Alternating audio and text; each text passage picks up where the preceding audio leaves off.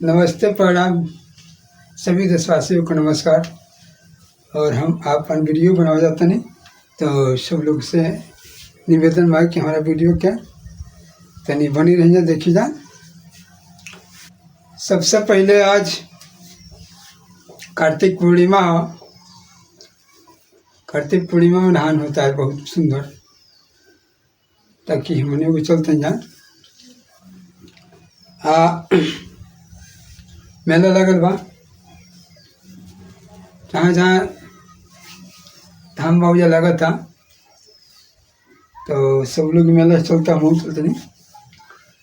कार्तिक पूर्णिमा का सारे लोग नहान करता।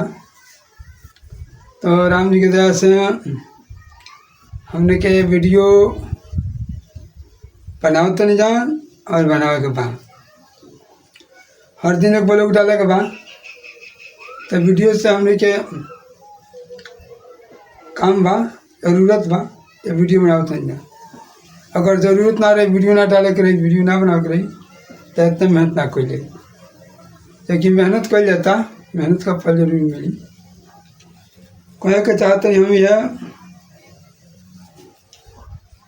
कि वीडियो हम बना दे रहे हैं, अब वीडियो बनाते हैं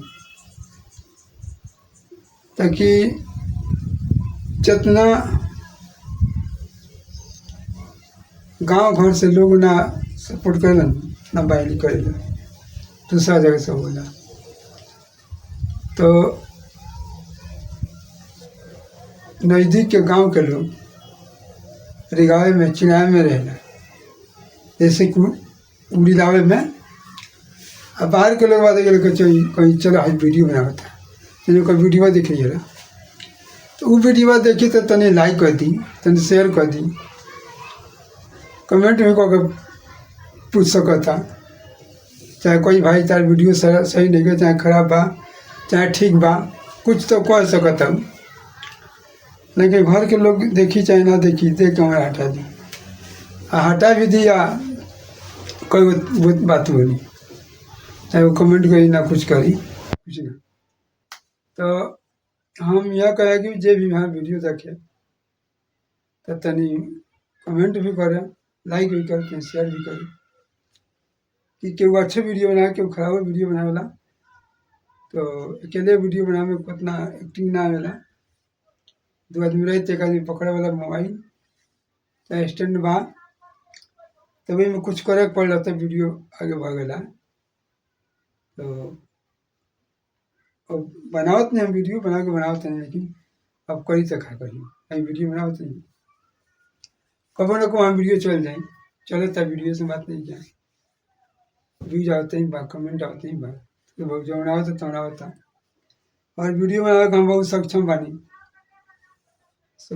लेकिन हमें लगे मजबूरी आए तो कोई वो काम से चाहे से चाहे से, तो वीडियो नहीं बनाता। कुछ मान लें कि वीडियो देखे पड़ता लोग के, अगर वीडियो लोग के ना देखल तो खाली अपने वीडियो देख के ना बना दिया ले, ना चला दिया ले। सोचे के बाद, समझे के बाद, वीडियो लोग के देख देख के समझे के पड़ता, तब जाके वीडियो बनाता तो कुछ अर्निंग होता, चलता। कहते हैं वीडियो वाला बनाते रह जाए, देखते रह जाएगी। एक चलते अगर दूसरा के वीडियो ना देखल तो हमने वीडियो बनाते रह जाएगी। ट्रेडिंग हो, हैशटैग हो, और ये देखा जाता है क्या उनका वीडियो चलता, वहीं आपने चला उससे चल जाता।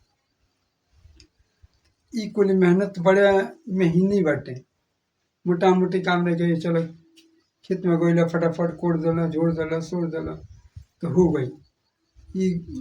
ई काम ना आए, अगर हमें देखे पड़ता, उंगली घिसक पड़ता, तब जाके वीडियो बनता, तब चलता है। लेकिन हमें दिमाग लगाता है, ज़्यादा आँख पर जुड़ा होता है, दिमाग पर जुड़ा होता है।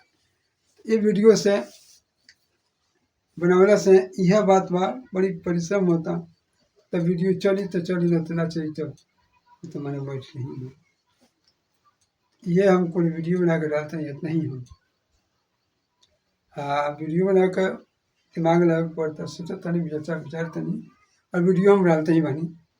बनाए जरूर वीडियो में अच्छा बनाए, जब तक चलता तब तक चलता वीडियो जो हम बनावे लगा। हमरा ऐसा बहुत 2-2 साल 3-3 साल पर वीडियो चलते समय के हमारे 1 साल पूछ गई बा 1 साल पूछ गई बा। अभी बनावा तनी 2053 वीडियो जा चुकल 2200। अभी हमारे वीडियो को रीच ना मिले, लेकिन बनाते हैं, मेहनत करते हैं, मेहनत ना छोड़े। अब